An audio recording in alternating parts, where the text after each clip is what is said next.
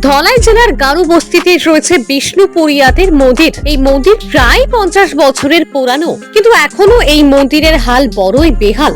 মন্দিরের পুরোহিত নবকিশোর শর্মা অত্যন্ত আফসোসের সঙ্গে নিউজ প্রাইম ত্রিপুরার প্রতিবেদককে জানালেন, 50 বছর অতিক্রান্ত হয়ে গেল, কিন্তু মন্দিরের হাল সেই পুরানো দিনের আদলেই রয়ে গেছে। এই এলাকার অধিকাংশ মানুষই খুবই গরিব শ্রেণীর, কারোর কাছে এত পরিমাণ অর্থ নেই যে কেউ মন্দিরকে সংস্কার করে দেবেন। তাই মন্দির উন্নয়নের জন্য বর্তমান সরকারের কাছে সহযোগিতা চাইলেন পুরোহিত নবকিশোর শর্মা। এই মন্দিরটা আজকে 50 বছর ধরে তো এখানে এই ভূমি এলাকা আমি বসবাস করছি। আর কৃষ্ণ মন্দির, জগন্নাথ মন্দির, মহাদেব মন্দির এখানে আছে, এখানে আজকের মধ্যে এই অবস্থায় আছে। কোনো যদি সরকারে যদি আমার কোনো দয়া করে যদি মন্দিরটা যদি আমি দেওয়া দেয়, তা আমরা দশর লেগে যাবে, তো আমরা বহু আনন্দিত। রাজ্য সরকার তো বিভিন্ন মন্দির উন্নয়নে কাজ করছে।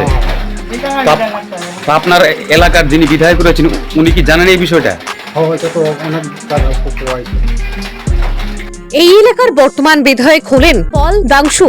ওনার কাছে এই মন্দিরের বিষয়ে বহুবার জানানোর পরও নাকি এর কোনো সুরাহা হয়নি। গোটা গ্রামবাসীর দাবি একটাই, এই মন্দিরটি যাতে সংস্কার করে দেয় রাজ্য সরকার। এতে সবার মঙ্গল হবে বলে অভিমত ব্যক্ত করলেন পুরোহিত মশাই। ধলাই জেলা থেকে নিউজ প্রাইম ত্রিপুরার এক্সক্লুসিভ রিপোর্ট।